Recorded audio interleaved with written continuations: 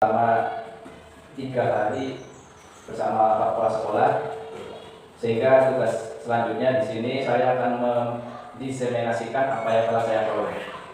Oleh karena itu, untuk memperlancar kegiatan kita pada siang hari ini, mari kita berdoa sesuai dengan kepercayaan masing-masing. Berdoa mulai. Berdoa selesai. Terima kasih Bapak Ibu yang kami hormati. Hari ini saya akan mendiseminasikan tentang pemulihan dan transformasi pembelajaran melalui penguatan literasi. Karena kita sangat miris berkaitan dengan literasi yang ada di kita. Pada tahun 2021 kita mendapati zona merah ya. Pertama kali kita melaksanakan ANBK, kita belum tahu mekanisme apa yang akan terjadi, dan setelah kita melihat rapor pendidikan, materi yang pertama di slide yang sebelah ya. Dari atas dulu. Nah, di sini slide yang pertama yaitu kerangka kompetensi literasi guru SD, berkaitan dengan pengenalan kurikulum merdeka yang memberikan keluasan atau kemerdekaan bagi peserta didik untuk menggunakan sumber belajar apapun, dimanapun dan kapanpun, sehingga dalam hal ini peserta didik boleh menggunakan media belajar berbagai internet maupun hal-hal yang lain di luar dari sekolah atau di luar dari buku yang ada di sekolah. Keduanya Bu, silakan. Nah, ini contohnya. Dunia yang dinamis menuntut guru untuk terus beradaptasi. Di sini kita lihat pada bimbingan belajar ada anak yang menggunakan gadget. Menurut Bapak Ibu, di sini anak tersebut sedang main game, sedang mencari materi, atau sedang bermain selain itu? Materi ya? Ya, materi kesulitan sehingga kita men-searching dari Google. Iya, jadi ini luar biasa. Sekarang kita dunia dinamis menuntut guru untuk terus beradaptasi, menyesuaikan apa yang sedang ramai dibicarakan. Nah, di sini pada sini pentingnya kompetensi literasi guru, cakupan literasi guru, dan meningkatkan kompetensi literasi guru. Nah, revolusi industri 5.0 menuntut peserta didik untuk memiliki kecakapan literasi dan numerasi, ditandai dengan integrasi robotik dan teknologi maju untuk membantu manusia yang dikenal dengan AI, intelijensi artifisial. Jadi sekarang dunia sudah maju sehingga kita dituntut untuk bisa menguasai materi melalui literasi dan numerasi. Selanjutnya nomor 5 itu boleh. Kegiatan literasi sekolah berdampak pula pada kecakapan peserta didik. Yang pertama, kita menggunakan lingkungan sekolah harus mencerminkan bahwa berpihak pada literasi siswa. Yang intinya program pembuatan minat baca perlu selaras dengan minat peserta didik, harus lebih bervariasi. Kita mencoba nanti setelah ini berdiskusi untuk mengembangkan literasi di sekolah kita itu enaknya bagaimana. Sekarang anak-anak mulai malas mendatangi perpustakaan, jadi kita harus bisa mendekatkan buku kepada siswa. Ya, seperti itu. Bagaimana kompetensi guru diasah untuk bisa mendekatkan literasi kepada siswa. Selanjutnya Bu, mengapa guru perlu memiliki kompetensi literasi? Karena hari ini kita berada di dunia 5.0 yang serba dinamis, serba elektronik, sehingga guru harus lebih cakap ketimbang siswanya. Sekarang siswanya lebih hebat bermain gadgetnya, tetapi kalau misalnya gurunya masih seperti ini saja ya akan ketinggalan. Sehingga ini bagaimana kita seorang guru memiliki kompetensi literasi. Selanjutnya Bu, ini bacaan hukumnya Undang-Undang Nomor 40 Tahun 2003, Nomor 14 Tahun 2005, Kemendikbudristek Nomor 262 garing M garing 2022, Perdirjen GTK Nomor 2626 Tahun 2023, Panduan Operasional Pendirian Pendirjenan GTK Nomor 2626. Jadi ini, nah, siapa yang mendapatkan manfaat dari kerangka kompetensi literasi guru? Pertama, kepala sekolah pasti selalu melakukan kebijakan. Pengawas sekolah sebagai mitra dari kepala sekolah, lembaga pelatihan guru atau KKG bisa dikatakan seperti itu, MGMP kalau SMP, MGMP musyawarah guru mata pelajaran, perguruan tinggi dan mitra pembangunan mendapatkan inspirasi untuk mengembangkan program peningkatan kapasitas guru. Selanjutnya, platform pembelajaran atau media elektronik dapat menyediakan pilihan bahan ajar yang sudah tadi disebutkan di awal bahwa kita di kurikulum merdeka boleh menggunakan platform media belajar saja. Yang penting selaras dengan apa yang dibutuhkan oleh anak.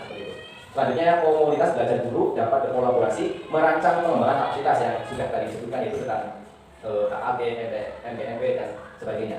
Di sini kita kalau di Pak Untung itu ada sekolah penggerak, di Gombe lebih keras lagi Pak di sini ya. Pak Fajar aja operator kemarin dapat undang nggak bisa ikut karena sekolah penggerak sudah ada pelatihan. Selanjutnya Bu, apakah aspek pada kompetensi literasi guru? Nah, saja ya. Selanjutnya Bu, ya ini kompetensi guru yang pertama, kompetensi pedagogik, kemampuan mengelola pembelajaran yang berpusat pada peserta didik untuk mencapai tujuan pembelajaran. Ini kompetensi pedagogik, kompetensi guru yang harus dimiliki pada era 5.0 yang serba digital seperti ini.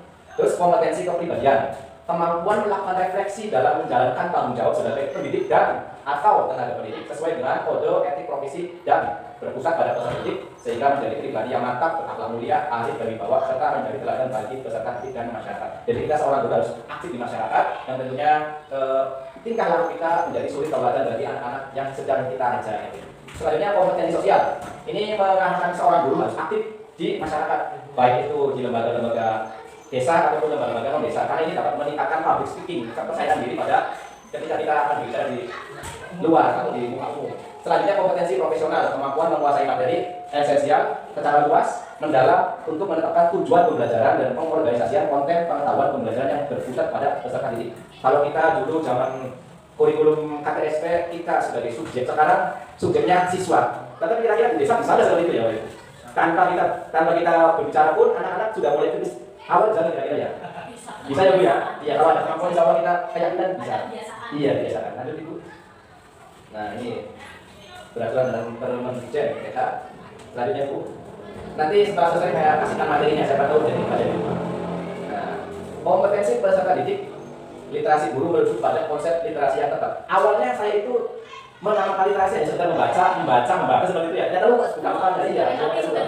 Iya betul. Rambu-rambu itu literasi Bu, makanya luas. Nanti saya kasih materinya biar nanti dari seleksi sendiri kira-kira mana kelas saya itu yang pas menggunakan konten seperti apa seperti itu ya. Kita akan belajar Bu. Ya ini aspek pada kompetensi literasi guru. Kira-kira di SD kita lingkungan belajar kayak literasi juga ya. Ada gambar-gambar, terus yang minimal gambar-gambar menunjang daya pikir anak, poster-poster untuk pengetahuan seperti itu. Terus kemudian budaya literasi guru. Sehari sudah berapa kali kita membaca buku seperti itu. Jadi kita dibimbing dari gurunya dulu, maukah kita mengunjungi perpustakaan, meminjam buku, mengenalkan anak pada perpustakaan, atau apakah pembelajaran dan asesmen. Kita kalau membaca buku kira-kira ada penilaian enggak ya? Belum ada ya? Nanti kita tampilkan videonya ya supaya kira-kira kita dapat apa sih penilaian asesmen dalam literasi guru. Selanjutnya Ibu. Nah, ini. Jadi kompetensi guru untuk menguatkan lingkungan belajar. Guru diharapkan mampu mengelola lingkungan belajar yang menumbuhkan minat peserta didik kepada teks multimodal. Nanti kita jelaskan apa yang disebut multimodal. Selanjutnya, melibatkan warga sekolah, orang tua, dan warga masyarakat dalam menciptakan, mengelola lingkungan belajar kayak teks multimodal. Selanjutnya Bu. Nah, kompetensi guru dalam melaksanakan pembelajaran asesmen. Nah, nanti ini untuk guru kelas 1 ada asesmen awal Bu. Nanti jadi videonya nanti ya. Selanjutnya sedikit. Nah, kompetensi guru terkait budaya literasi diharapkan mampu menjadi teladan membaca dan menulis melalui kegiatan membaca dan menulis serta melakukan refleksi untuk meningkatkan kualitas proses pembelajaran sesuai dengan Perdirjen PTK nomor 2626 B KK dan sebagainya. Selanjutnya nah, bagaimana kompetensi profesional guru terkait literasi? Memahami apa itu capaian pembelajaran, tujuan pembelajaran, terus asesmen tujuan pembelajaran, motif ajar pada kurikulum merdeka. Sekarang kita bebas, diberi kebebasan untuk membuat MPP Bapak Ibu sesuai dengan kompetensi anak yang kita ajarkan. Sekarang lagi rame-ramenya pembelajaran berdiferensiasi. Itu lagi rame-ramenya. Jadi sebelum melakukan pembelajaran kita tuh ngecek kayak musik, kira-kira konten apa yang pas ini? Gambar-gambar atau gerak dengan hobi dan sebagainya. Selanjutnya gitu. Iya. Bagaimana meningkatkan kompetensi literasi guru? Nah itu yang kita akan bicarakan nanti. Belajar metodenya belajar secara mandiri, berjejaring dan belajar secara kolaboratif. Aktif berpartisipasi dalam program peningkatan kapasitas guru baik daring maupun luring. Nah, dengan metode seperti itu nanti akan dapat pengetahuan sebagai pemahaman tentang konsep literasi, keterampilan untuk menguasai belajar yang menunjukkan minat baca, ya. Terus merancang, melaksanakan dan mengevaluasi pembelajaran dan asesmen yang meningkatkan kompetensi literasi peserta didik, kebiasaan membaca dan menulis sebagai kegiatan pengembangan profesi. Selanjutnya ikuti. Nah ini contohnya di platform Merdeka Mengajar ada yang seperti ini. Ya, Bapak Ibu. Dulu waktu di Manu ada pelatihan kurikulum merdeka ya Bu ya. Dengan memanfaatkan platform media mengajar, ada asesmen penilaian berkaitan dengan literasi dan numerasi. Selanjutnya Bu. Ya, terima kasih. Ya, selanjutnya asesmen yang kedua Bu. Materi yang kedua. Ya, memahami dan menguasai literasi. Langsung beda aja Bu. Nomor 5. Ya, terus ke 6. Bawa Bu, bawa. Ya. Selanjutnya Bu. Nah, nanya dulu yang nomor 7. Ya, saya akan membagikan selebaran kertas dan nanti ibu-ibu kira-kira jawabannya tepat atau tidak tepat ya. Nanti bahaskan.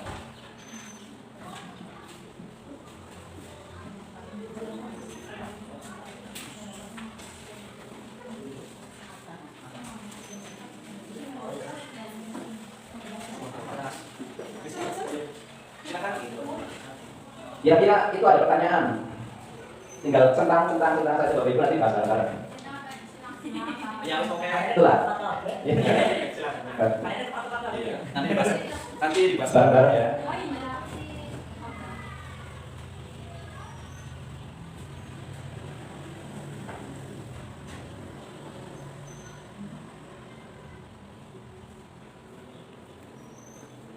Waktunya 10 menit.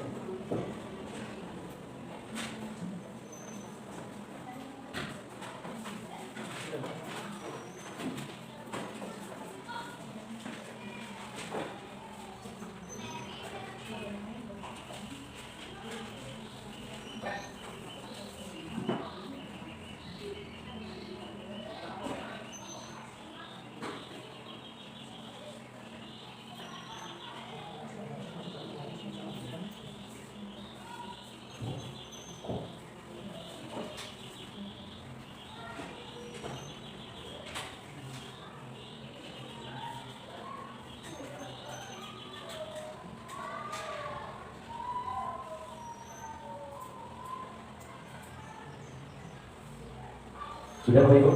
Ya.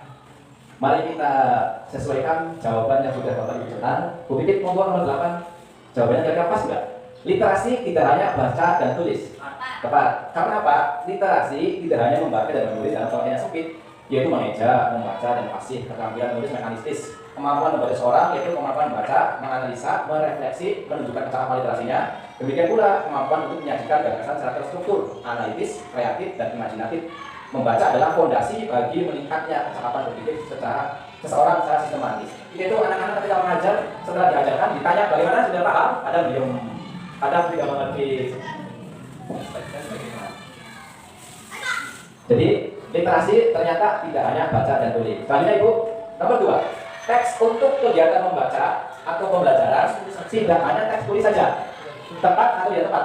Ya. Saat ini, bahan ajar dan media pembelajaran harus bersifat multimoda, yaitu menggunakan lebih dari satu moda seperti tulis, visual, audiovisual, gestural, spasial untuk mengoptimalkan stimulasi, pemahaman, kecerdasan majemuk siswa. Selanjutnya Bu, program membaca di sekolah bisa menggunakan buku apa saja? Tepat atau tidak tepat? Tapi itu jawabannya macam-macam ya, ada yang tepat dan ada yang tidak tepat. Ternyata jawabannya tidak tepat. Pemilihan buku yang ramah cerna dan sesuai kemampuan membaca siswa atau buku jenjang menentukan keberhasilan program membaca. Buku-buku yang mengandung inklusivitas, anti perundungan, toleransi juga perlu digunakan untuk mengembangkan karakter mereka. Selain buku pelajaran, guru perlu menggunakan dari berbagai sumber yang sesuai dengan materi pembelajaran. Jadi kalau anak-anak senang kelas 1 senangnya itu buku yang bergambar. Kelas 2 teksnya akan diperbanyak lagi. Kelas 3 akan berjenjang dan selanjutnya sampai kelas 6 gambarnya dikurangi seperti itu. Jadi tidak tepat kalau menggunakan semua buku, ada jenjangnya masing-masing. Selanjutnya Bu, nomor 12. Anak yang lancar membaca pasti dapat memahami isi bacaan. Ada yang tepat, ada yang tidak tepat ya. Contohnya kayak gini, ketika kita mengasihkan tugas, terus ada pertanyaan, itu coba jawab pertanyaannya, kadang ada yang nggak bisa. Iya, jadi pemahaman isi bacaan terkait dengan makna, kata dan maksud, ujaran tidak ada hubungannya dengan memahami isi bacaan. Kadang ada yang baca, saya ditanya apa tuh isinya, buah. Nah itu seperti itu. Itu kendala kita bagaimana untuk membangkitkan pemahaman tersebut. Selanjutnya Bu, ya kegiatan pembelajaran membaca harus dilakukan dalam mata pelajaran bahasa Indonesia saja. Jadi kalau belajar full membaca, salah benar kira-kira? Salah ya. Jadi pada dasarnya semua guru adalah guru membaca. Karena semua mata pelajaran menggunakan teks dalam bentuk dan berbagai modelnya. Selanjutnya Bu, guru tidak perlu melakukan asesmen kemampuan membaca siswa secara berkala. Salah betul? Tidak tepat, karena asesmen membaca perlu dilakukan secara berkala untuk mengidentifikasi kesulitan membaca siswa. Ini biasanya terjadi di anak-anak kelas 1 karena apa itu jenjang dari PAUD ke SD. Namanya apa ya Bu? Transisi ya hebat. Lanjut Bu. Tiga tabel apa? Lanjut Bu, nomor sudah selesai bagaimana ini? Bawahnya Bu, lanjut. Ya. Guru tidak perlu memodelkan atau mengajari kegiatan membaca karena peserta didik yang diharapkan lebih aktif. Kira-kira tepat atau tidak tepat? Tidak tepat, karena sejatinya guru itu teladan bagi siswanya untuk bisa menjadi orang yang dicontoh ketika berbicara di depan umum, di depan siswanya, di depan anak-anaknya. Jadi guru perlu melakukan pemodelan. Soalnya Bu, ya ini peran guru, pemodelan, instruksi bersama, praktik berbimbing, praktik mandiri, kemudian yang dicontohkan Saya contohkan ya, ini ada pertanyaan kamu lihat bersama, saya lihat ke dinding, mandiri atau kita lakukan. Selanjutnya Bu. Nah, selanjutnya pembelajaran membaca dapat dilakukan dengan melatih peserta didik menggabungkan bunyi huruf. Tepat ya? Iya, yang namanya membaca menggabungkan bunyi huruf sampai terjadi sebuah kalimat yang akan dipunya arti yang sesungguhnya. Selanjutnya Bu. Ya, ini ekspresi saya lanjut dulu bapaknya Bu. Nah, jadi literasi adalah kompetensi peserta didik dalam memahami, menggunakan, mengevaluasi, merefleksikan berbagai jenis teks untuk menyelesaikan masalah dan mengembangkan kapasitas individu sebagai warga Indonesia dan warga dunia agar dapat berkontribusi secara produktif di masyarakat. Selanjutnya Bu. Nah, ini pemahaman Anda tentang konsep literasi yang terkoreksi. Selanjutnya Bu. Ya, nanti ini hanya sebagai tugas ya, tapi waktunya tidak akan cukup. Ke bawah Bu. Ya, terima kasih banyak Bu. Materi selanjutnya nanti tak kasihkan materinya biar lebih paham. Ya, penguatan literasi berbasis teks multimodal. Langsung ke 8 Bu. Nah, jadi yang namanya teks multimodal adalah salah satu varian dari literasi. Literasi itu hanya bukan sekedar membaca, menulis, dan mengevaluasi, tapi ada jenis-jenisnya. Yang pertama itu aural, ya. Teks multimodal aural. Anak-anak dibiasakan untuk mendengarkan musik, terus mendengarkan cerita yang ada di radio, atau dulu kita nggak ada televisi pakainya radio, film itu juga sama saja literasi Bapak Ibu. Nada, volume, dan suara itu namanya literasi bentuk aural, ya, suara aural. Ya. Kemudian visual, warna, letak, gaya tampilan, ukuran perspektif, atau angle. Biasanya ada di poster-poster. Makanya pada waktu Pak Yusuf masang dilarang kawasan, dilarang tidak tepat sana sebenarnya Bu. Yang tepat di sini itu sama saja dengan teks literasi visual dapat dilihat. Makanya loh, Pak Yusuf masang kawasan dilarang merosot di atas sana, yang baca siapa ini? Lihat orang anak cerayong ya. Dia kemudian itu namanya teks multimodal visual. Selanjutnya linguistik atau gaya penyampaian organisasi, frase, kalimat, paragraf, dan koherensi. Biasanya ini ada di poster-poster pinggir jalan. Linguistik itu berarti gaya kata, pilihan kata. Jangan parkir, terima kasih tidak parkir di depan pintu, dan seperti dan selanjutnya. Terus gestural, ekspresi wajah. Biasanya ada di komik-komik ya. Ekspresi wajah, gestur tangan, bahasa tubuh, interaksi antar manusia, kemudian interaksi antar hewan, dan interaksi yang sifatnya memunculkan mimik atau gimmick dari wajah. Selanjutnya spasial, spasial, letak ruang, organisasi, pendekatan manusia dan benda. Coba buka nomor 6 Bu. Nah ya, nah kira-kira dari tulisan yang ada di sini, film maksudnya apa ya? Multimodal yang seperti apa? Spasial, gestural, linguistik, atau semuanya ada? Berarti cuma audiovisual. Cuma bisa mendengarkan sama lihatnya. Apa semuanya ada? Berarti semuanya apa itu? Kan ada film kan ada infografis itu berarti kalau kita film kartun ada pemandangannya indah, suaranya ada nggak? Ada, melihat ada nggak? Ada, terus gesturnya ada nggak? Berarti lengkap ya, itu multimodal yang lengkap. Kalau buku kira-kira bisa didengar? Tidak. Dilihat? Bisa. Visual.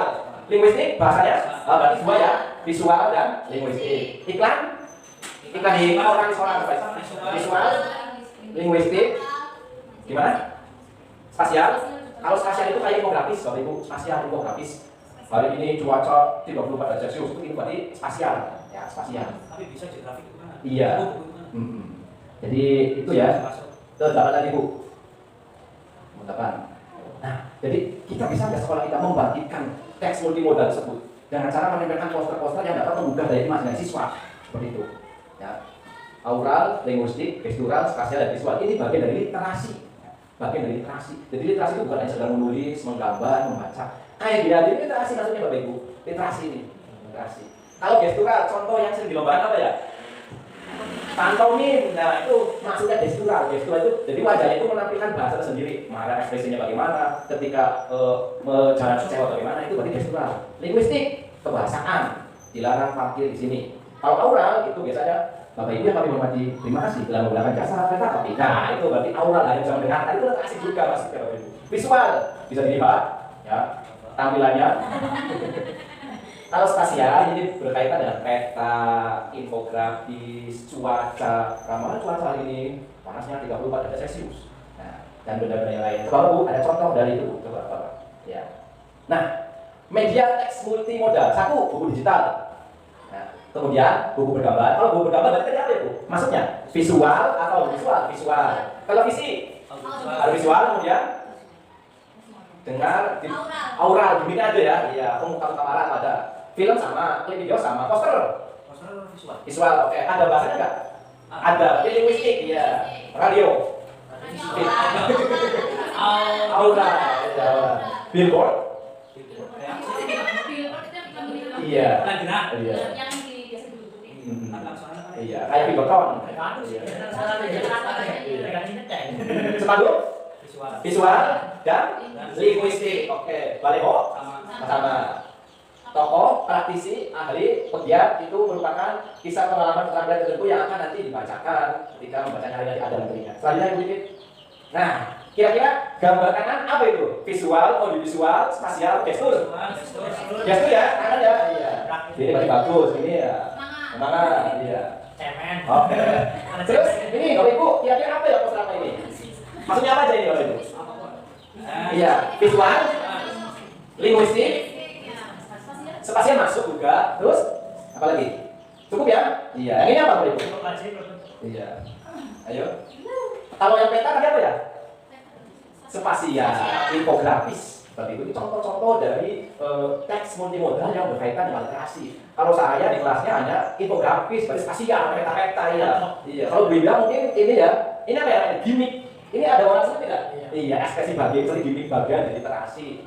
Terus ini selanjutnya. Di sini ada banyak poster seperti ini. Kalau bisa diadakan Bapak Ibu, secara tidak langsung anak akan berpikir, akan mengejaki, seperti itu. Makanya kita itu kalau bisa lingkungan kita itu mendukung untuk bisa mengekspresikan anak untuk lebih giat berliterasi. Jadi literasi itu bukan berarti kita mengusung perpustakaan terus, tidak. Ketika anak dongeng di depan gambar itu literasi.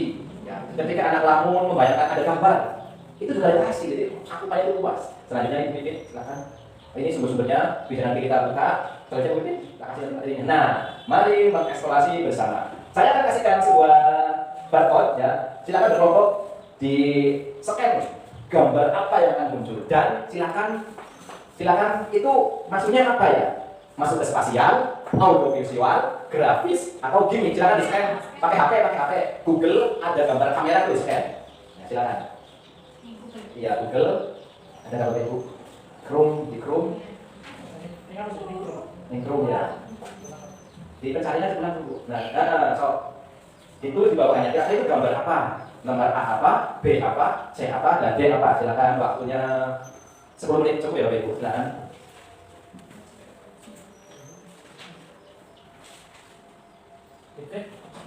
Langsung tulis. Di bawahnya kasih itu gambar orang.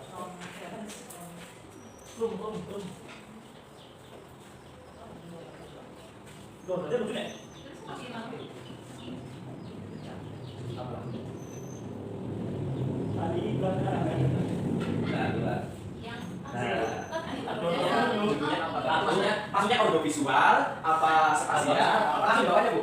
Iya, spasial atau apa ya silakan. Iya, audiovisual. Ada nanya enggak? Ada nanya enggak?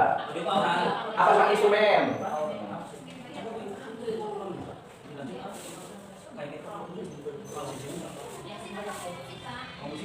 Berarti aural.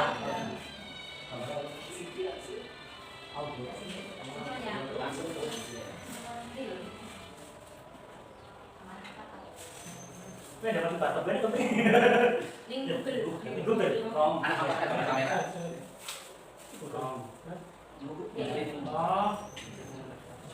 Ya.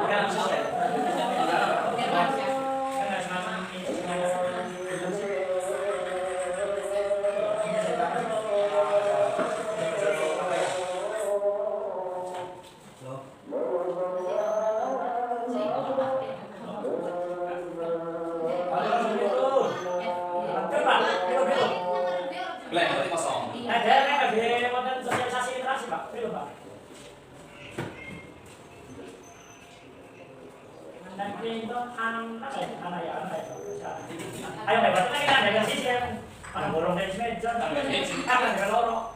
Tata Jos paling apa Pak?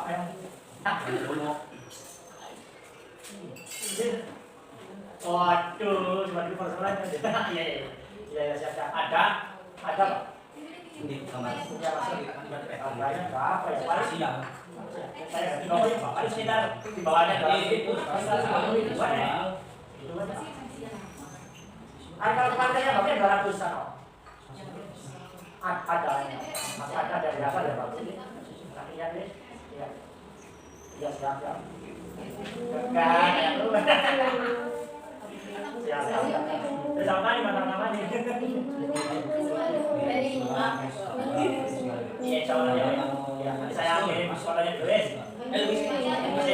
Iya, sama Surman ya.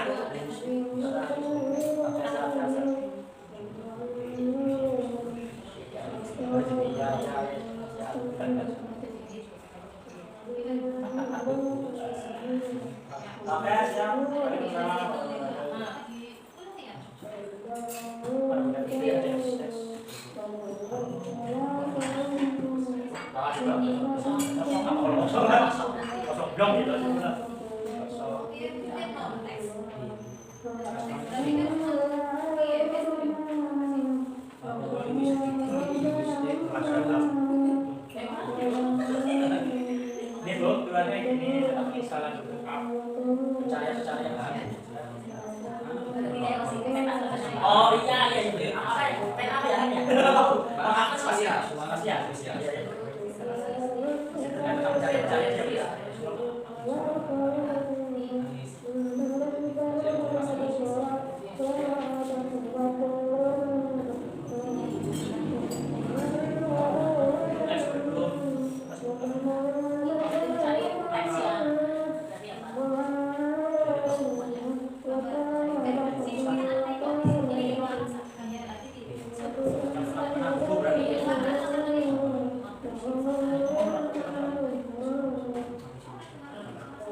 Foto sih. Visual kayak itu. Iya, baru dia tapi orang ini kan lagi sini.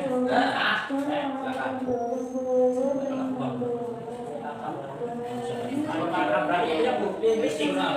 Ya kan, tapi yang akan gaya penyampaian organisasi bahasa kalimat dan paragraf. Ini sudah termasuk kata-kata gaya tapi bukan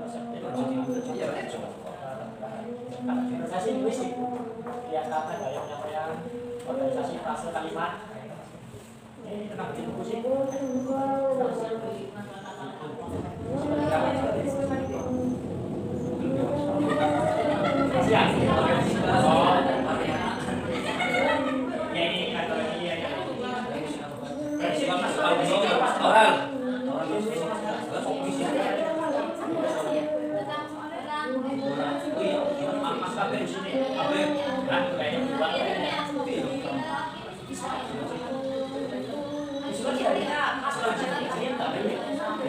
Cuma baca awalnya baca itu sih.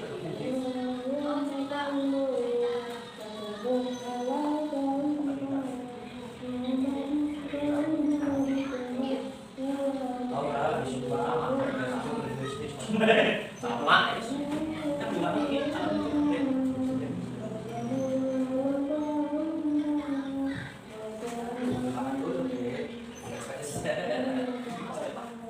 ini sama nih. Cerita dari mana ada suara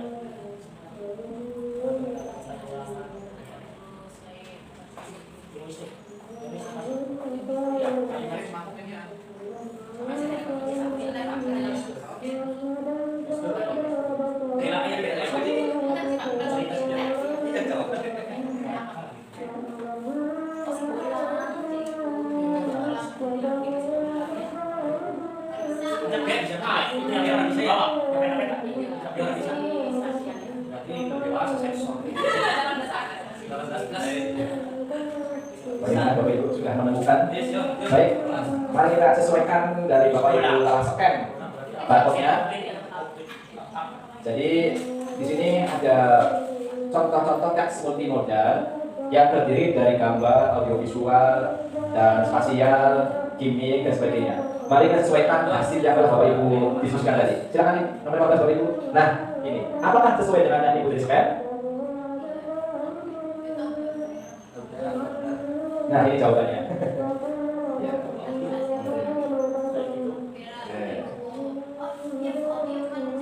Iya. Tadi waktu di sana juga seperti itu, garis scan. Iya. Karena punya bukan audio sih. Iya. Bukan audio. Jadi betul ya, Bapak Ibu ya. Jadi alhamdulillah sudah sedikit ada gambaran tentang literasi itu ternyata bukan hanya membaca. Jadi beberapa. Ada 6. Yang pertama apa? Aura. Kedua, visual. Ketiga, gestur. Linguistik. Spasial. Dan sudah. Oke, lanjut. Iya, nomor 5. Nomor 16 Bu.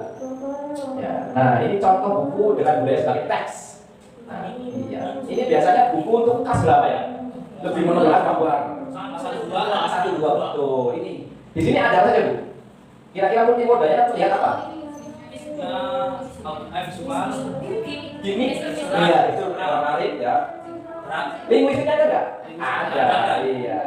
Pagi-pagi sekali Naning dan Ibu sudah berada di kapal. Ini linguistik. Ya, selanjutnya Ibu, selanjutnya. Nah, memata. Ini kosakata baru memata. Memata itu mengambil padi dengan menggunakan ani-ani. Ani-ani memata. Kira-kira ini apa Ibu? Gestur apanya? Multimodalnya apa saja? Linguistik ada, visual ada, gestur ada. Terus itu keadaannya di mana ini? Di pedesaan. Selanjutnya Ibu silakan. Nah, lanjutnya Ibu. Nah ini seorang penulis Amerika mengatakan tidak ada anak yang tidak suka membaca. Yang ada adalah anak-anak yang suka membaca dan anak-anak yang membaca bukunya sama. Jadi kita sekarang harus bisa memberikan klasifikasi buku-buku mana yang sesuai dengan anak-anak seperti itu. Iya. Selanjutnya Ibu Pipit silakan. Nah, ya, selanjutnya Ibu.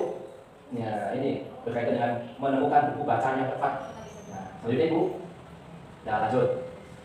Nah, ini perjalanan buku. Ada kategori A, B2, dan C. Untuk kategori A, ini untuk anak-anak kelas 1. Ya, biasanya kata-katanya singkat, lebih mengutamakan gambar untuk menarik anak itu menikmati atau tertarik dari apa yang dia lihat. Ini B2, ini udah mulai agak dewasa ya, kelas 3, kelas 4. Karena ada teks-teks yang kecil-kecil sehingga membuat penasaran. Yang C itu dewasa. Selanjutnya Ibu. Nah, ini klasifikasinya. Kode-kode yang sering dilihat pada buku. Jenjang A menggunakan kata, frase, klausa, atau kalimat tunggal terdapat 5 sampai 20 kosakata yang sering digunakan. Ya, dari anak SD dan anak 1 biasanya kata-katanya singkat, tapi lebih menggunakan gambar.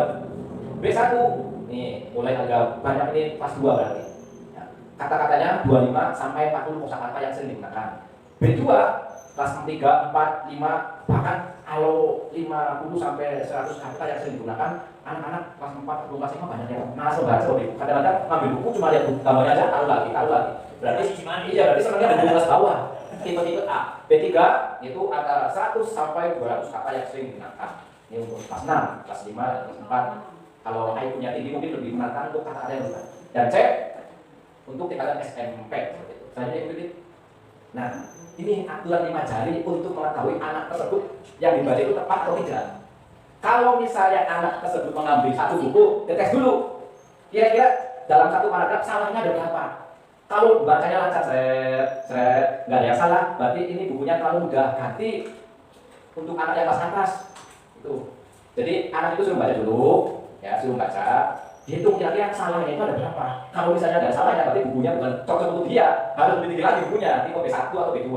Terus kalau 2 sampai 4, bukunya dibaca menantang, ya anak itu semangat, berarti tidak mendekati cocok. Kalau 5, berarti buku tersebut tidak cocok dengan keinginan anak tersebut, jadi nggak pas. Makanya saya itu pengen diklasifikasikan dulu di perpustakaan itu buku-buku yang untuk anak kelas 1 dulu sendiri, kelas 2 sampai kelas 6 itu sendiri, sehingga biasa ambil sesuai sama. Iya.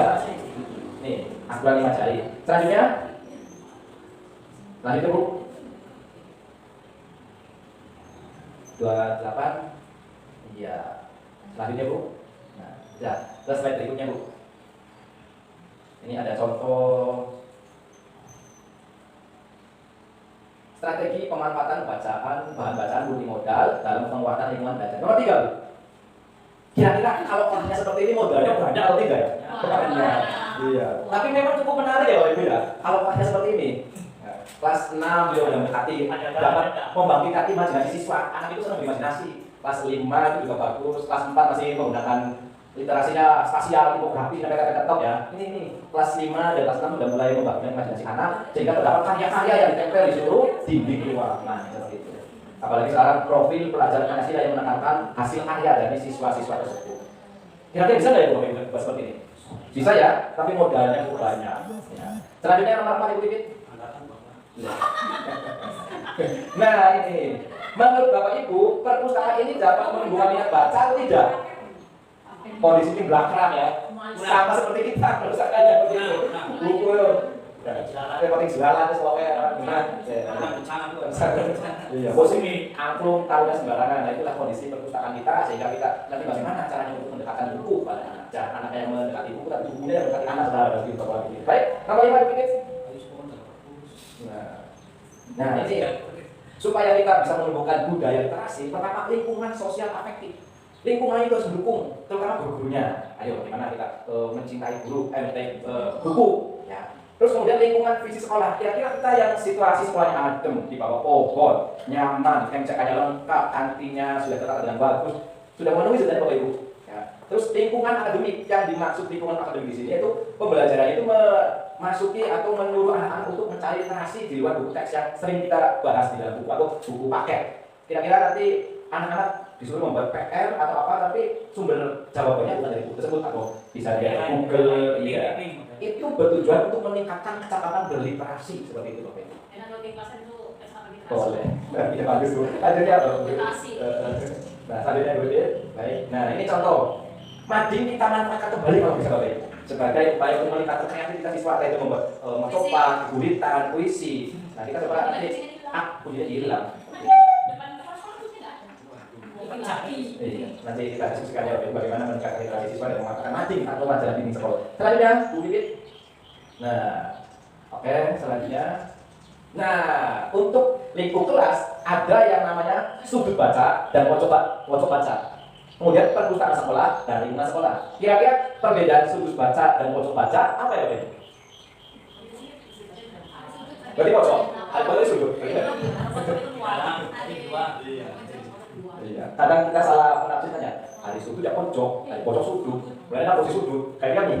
Ternyata ada pengertiannya Bapak Ibu. Biasanya kalau sudut baca, lokasinya depan ataupun belakang ruang kelas. Di sini atau di sana itu namanya sudut baca. Tetapi kalau pojok baca biasanya ada di kantor-kantor, kantor perpajakan. Ada ya yang Bapak Ibu ya. Sebelah kantor ada buku, di pos polisi ada pojok baca namanya pojok. Terus perputaran sekolah, nah biasanya apa? Ya, makanya kita coba membuat pojok baca Bapak Ibu di depan kelas. Nanti kita bisa membuat apa sih bentuk bangun atau bukunya pakai keranjang yang buat apa ini rumah atau gimana. Coba kita bisa sekolah Pak. Kalau yang dulu yang saya itu kursi yang dulu yang pinjam di perpus, bacanya di pojok. Pesan ya? Maksudnya kayak kursi Kayak gitu. Oh iya. Angkatan Mas Bro. Iya.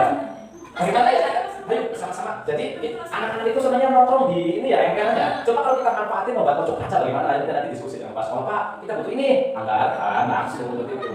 Ya. Atau mau seperti ini boleh. Ketika sekolah ada. Kalau pulang bahasa kembali, kayak itu bisa. Kalau saya punya pandangan itu pakai remnya berjadi kan Mas Ari. Tapi dibuat kayak aspek cantelan. Nanti bukunya jepit. Habis bahasa cangkolkan lagi.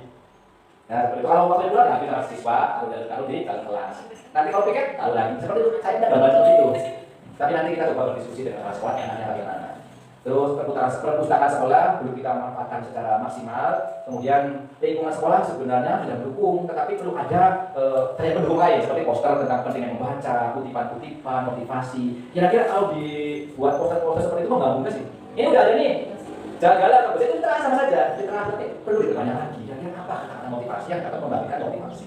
Atau biar lebih keren, pakainya apa? IR. Kalau di kelas, silakan anak-anak yang mau pakai di barcode. Keren teman-teman ya. Coba lanjut Bu Ini.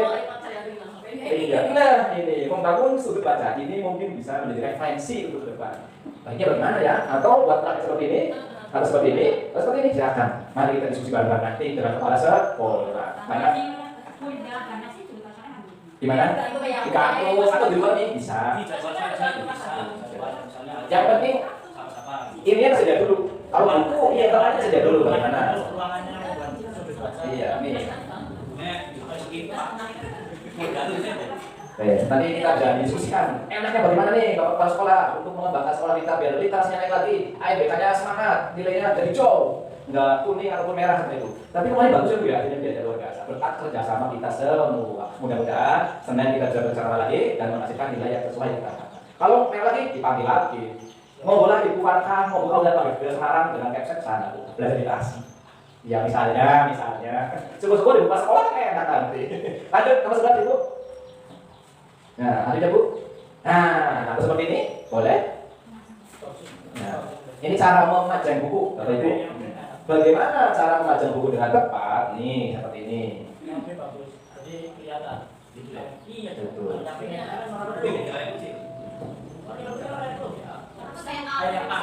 Kalau boleh saya khususi untuk mengurangi tertumpuknya buku perpustakaan dibuat lemari yang ke kelas Bu. Kayaknya zaman itu kan. kurang lemari. Iya. Kalau ya boleh ada kayak cara seperti Bapak Ibu ya. Diskusi modal. Ya kan teks multimodal. Kalau dia mungkin. Nah, ini bagian dari literasi. Apa ya tadi? Kalau kayak gini. Visual, linguistik. Iya, cuma 2. Spasial masuk ya siap. Nih, kelas 6 dan kelas 5 yang sudah mempraktekkan berliterasi untuk membangkitkan daya imajinasi anak dengan menempelkan gambar atau hasil karya yang telah siswa. Selanjutnya, Bu Titit. Nah, bagus ya. Enggak kali ini. Takutnya siswanya kita gitu loh. Di bawah 10 apa ya? 20. Sebenarnya kita siswa itu. Eksplorasi konsep perpustakaan kayak teks multimodal. Ruang perpustakaannya aman, nyaman, menarik bagi anak. Koleksi buku beragam sesuai kemampuan. Ya. Penataan ruangannya bagus. Iya. dari buku kita, itu kan ya. Tanggung jawab dan balikin pemanfaatan. Iya kan jadi. Nah, lanjut. Ya, ini lingkungan sosial afektif dibangun melalui model komunikasi dan interaksi seluruh komponen sekolah. Jadi harus kerjasama antara semua kepentingan yang ada di sekolah. Selanjutnya positif. Lanjut. Nah, ini nanti kita baca nih. Lanjut positif. Terus. Terima kasih. Terus ada videonya kalau kita pasang di sini. Kalau udah terima kasih harus selanjutnya. Ya, Bapak Ibu ya. Habis ya Bu? Ya, habis satunya. Selanjutnya. Membacanya nih. Iya. Ke nomor 6 Bu. Nomor 6. Oke, ini memanfaatkan. Nah, dulu ada program 15 menit sebelum masuk kelas membaca ya Bu ya. Sekarang diganti dengan membaca bersama suara pendek. Gimana Bapak Ibu? Sebenarnya Pak program sekolah. Oh, gitu. Kalau kan saya minta hari apa nyanyikan baju merah, hari apa gitu kan. Oh, ini sama. Terus setiap itu kan ada ACD, ada cycle dan Iya. lagu apa Nah, kayak itu ya. Tadi yang kita diskusikan dengan capsek enaknya bagaimana? kan ada juga. Oh, di lagu nasional juga literasi Bu. Namanya perlu dijaga lagi. Baik, Bu Bibi langsung ke 7.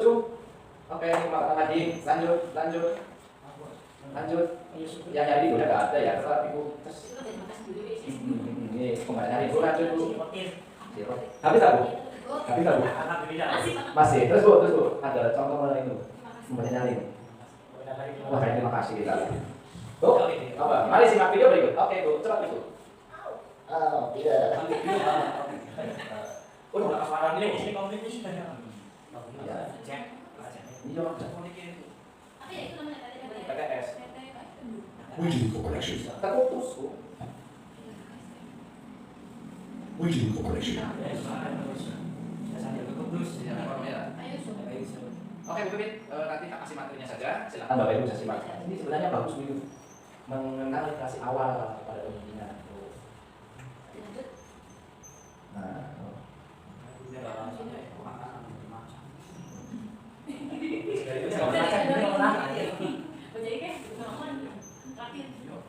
Waiting for connection. Waiting for connection. oke, Bu Bibit itu ya. Sama cipes sih jalannya. Waiting for connection. Oke. correction. Nah, Bu Pipit, nanti tak kasih linknya saja, Bis. Ya, itu ya. Oke, kalau Bu Pipit ada beberapa video sebenarnya. Nah, oke. Nah, ini cara membaca ini buat kelas 1. Cuma saya bentar.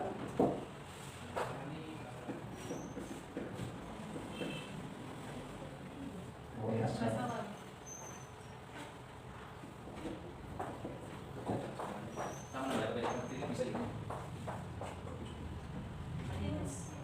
Sini cek apa? Cek kan buat sini.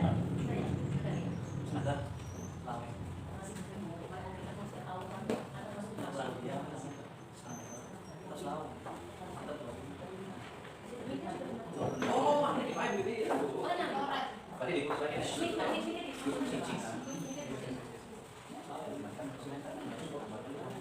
Waiting for correction.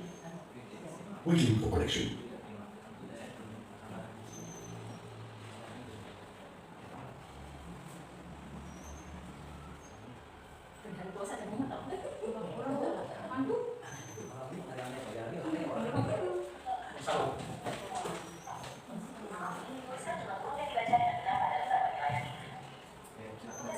Membaca suku kata. Membaca suku kata menunjukkan jika siswa mengenali huruf ketika ditemukan. Mengenali huruf adalah keterampilan yang penting dalam membaca kata baru. Mulai dari mana atau diri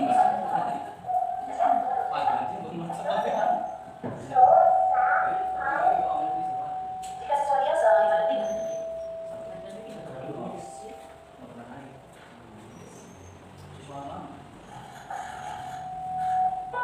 Asesmen ini terdiri dari 5 bagian. 1. Membaca nama huruf.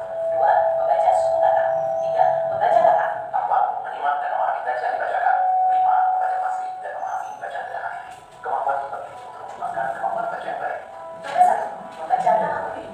Mengenali nama huruf adalah langkah pertama untuk belajar membaca. Cara membacanya dari kiri ke kanan, garis ke bawah, kemudian pada angka tunjuk. Ya, huruf yang bisa baca, bisa tunjuk. Sudah siap? Bagian yang proses. Silakan dimulai.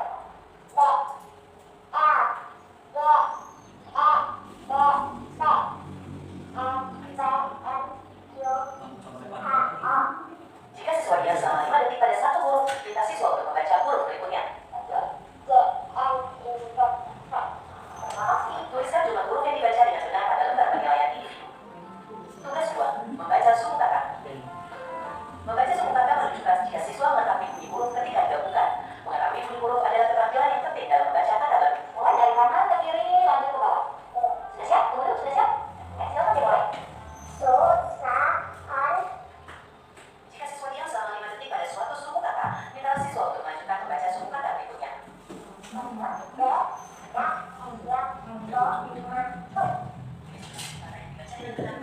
Jadi ketika anak disuruh membaca, kemudian berhenti 5 detik, lihat saja kira-kira suruh lanjut ke kosakata selanjutnya.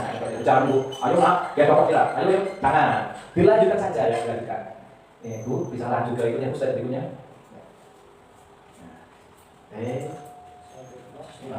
Selanjutnya Bu. Nah, ini di PMM ada ya ini ya, menggunakan gratis. Iya. Early Grade Reading Assessment 5 menit. Selanjutnya Bu, langsung ke slide berikutnya saja Bu. Oh, udah habis ya Bu ya? Udah habis. Itu Bu, membaca cari ada video di apa? Alamat di web apa ini ya, materi-materinya. Nah, kita selalu mendiskusikan dalam kepala sekolah selaku pemangku kebijakan dan pemangku anggaran yang nanti diputuskan alangkah baiknya cara yang seperti apa yang harus dilakukan Bapak Ibu. Terima kasih Bapak Ibu, luar biasa ini sungguh aktif diskusinya. Terima kasih dari saya. Mohon maaf apabila ada kesalahan. Assalamualaikum warahmatullahi wabarakatuh. Kita belajar Pancasila, kita bernafas dalam sila-silanya. Kita belajar Pancasila, ayo kita jaga untuk Indonesia. Bersatu dalam perbedaan, berpegang tangan dan meraih. Singkirkan egomu, oh kawan, demi negeri ini. Jadilah generasi emas, cerdas berkarakter itu kita. Akan bercerita ya. Di sini judulnya Balas Budi Kupu-Kupu Biru. Nah, penulisnya itu ditulis oleh Sabir. Nah, ilustrator itu apa? Ya, menggambar. Iya. Yang menggambarnya itu namanya Aryadi Arnas. Ya, oke, kita buka lagi ya bukunya ya. Sama ya, Balas Budi kupu-kupu biru. Nah, ceritanya apa ya? Nah, di sini Rani berlibur ke Batimurung. Batimurung dikenal sebagai kerajaan kupu-kupu. Tahu ya gambarnya ya? Nah, saat pagi, Rani melihat kupu-kupu biru di taman. Dia ingin menangkap kupu-kupu itu. Yang namanya Rani yang mana? Iya, yang ini namanya Rani. Ya. Lanjut ya. Di sini, kupu-kupu biru itu berusaha terbang. Dia menghindar dari Rani. Namun, sayapnya tergores. Dia tidak bisa terbang lama. Nah, setelah itu, ini tangan siapa? Oh, kupu-kupu biru itu terjatuh. Rani menendangnya dengan tangan. Dia hampir saja terlepas di tanah. Terlepas di tanah ya, mau jatuh berarti kupu-kupunya. Nah, kemudian Rani membawa kupu-kupu itu ke kamarnya. Dia menjaganya hingga sayapnya sembuh. Nah, kupu-kupu itu dibawa ke kamar Rani. Kupu-kupu itu dirawat. Terus sayapnya bisa sembuh lagi. Kata Raninya bilang kupu-kupu gini, kamu di sini saja, di luar hujan. Lanjut ya. Nah, terus ketika kupu-kupu itu sudah sembuh, Rani ingin memilikinya. Namun Rani merasa kasihan. Kamu cantik sekali, kamu pasti dicari ibumu. Nah, kalau kalian tadi pergi lama, sekali-kalian dicari gak sama ibu? Orang, aduh dicari ya, masa gak dicari? Nah, di sini ada gambar kupu-kupu sangat banyak. Kita lanjut ya ceritanya. Rani melepas kupu-kupu biru di taman. Kupu-kupu biru merasa sangat senang. Kupu-kupu biru berterima kasih. Dia terbang mengelilingi Rani. Kupu-kupu yang lain berdatangan. Mereka juga terbang mengelilingi Rani. Nah, keesokan harinya, Rani bersama ayah dan ibunya mengunjungi air terjun Batimurung. Tiba-tiba terdengar suara gemuruh. Banjir datang dari arah air terjun. Mereka pun panik. Nah, airnya itu bergemuruh kayak misalnya mau ada tsunami kayak gitu ya. Nah, di sini keluarganya Rani pun panik. Kemudian orang-orang berlarian. Rani terpisah dari ayah dan ibunya. Lalu Rani terpleset. Sementara banjir semakin dekat. Yuk kita bareng-bareng bilang tolong. Tolong. Iya. Rani itu berteriak seperti itu karena banjirnya itu semakin dekat ya. Kemudian kita lihat lagi di sini, kupu-kupu biru pun datang menolong Rani. Ribuan kupu-kupu lain juga berdatangan. Mereka mengebakkan sayapnya di sekeliling Rani. Mengebakkan sayap berarti gimana? Ini ya. Nah, kebakan sayap ribuan kupu-kupu itu menghasilkan angin. Angin itu mengadang banjir. Rani pun berlari menyelamatkan diri. Nah, jadi setelah itu kupu-kupu itu mengebakkan sayapnya sehingga airnya itu nggak datang ke Rani ya. Jadi Rani itu langsung berlari menyelamatkan diri. Kemudian di sini semenjak itu Rani makin sayang pada kupu-kupu. Ia makin sayang pada hewan apapun. Nah, di sini siapa yang punya hewan peliharaan? Siapa cuy? Aku, Bu. Iya, Tiara hewan apa Tiara? Oh, ayam. Berarti Tiara harus sayang ya sama ayam ya. Iya, itu burung. Iya. Nah, ya ceritanya udah selesai. Oke, berarti judulnya tadi apa cerita ini? Balas Budi kupu-kupu biru. Iya, Balas Budi kupu-kupu biru. Nah, di sini cerita apa yang kalian sukai? Apa ya sih? Kupu-kupunya nolongnya Rani. Iya, kupu-kupunya itu nolong Rani saat Rani mau apa? Kena banjir ya. Nah, terus kenapa kupu-kupu itu menolong Rani? Kenapa? Soalnya kan Rani mah wis merawat yang apa ya saya itu. Iya, karena Rani itu sudah merawat kupu-kupu birunya ya. Tadinya kan kupu-kupu birunya itu sayapnya tergores, nggak bisa terbang. Nah, kupu-kupu biru itu dirawat oleh Rani. Oke, sekarang kalian harus sayang sama binatang ya. Kalau misalnya itu hewan tuh nggak boleh disiksa ya, harus disayang. Oke, terima kasih.